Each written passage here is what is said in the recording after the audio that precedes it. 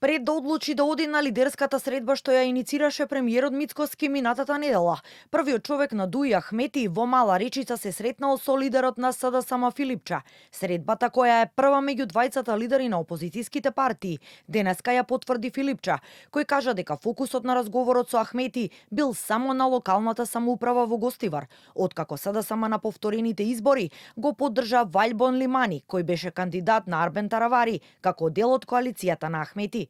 Филипче потенцираше дека со Ахмети не договорила никаква соработка ниту коалиција и изрази жалење што дел од политичките партии одлучиле да одат на лидерската средба и со тоа според него да ја легитимираат корупцијата и изолацијата на власта. Со Али Ахмети прво разговаравме во врска со локалната самоуправа во Гостивар. Таму заеднички го поддржавме кандидатот од Алијанса, има сериозни проблеми, градот потреби имаат граѓаните, соодветни некаква реорганизација во однос на како ќе се постави градоначалникот сека, откако ова наша овој поддршка да му донесе и на него победа. Ние, гледайте, немаме коалиција.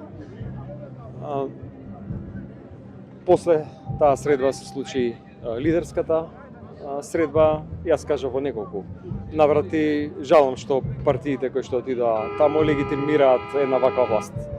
Навлезена длабоко во корупција, кои што ја држат земјата во изолација. На повикот од премиерот Мицкоски за поддршка на реформската агенда, Филипче одговори дека пратениците од СДСМ се тука, но е скептичен за вистинската волја на владата.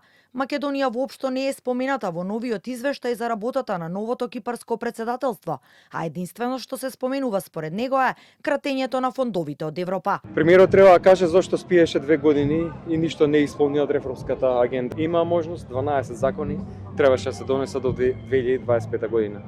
Се донесе само еден на крајот на годината и тоа парцијално. Донесе без сите препораки од Европската унија. При тоа не е тоа се.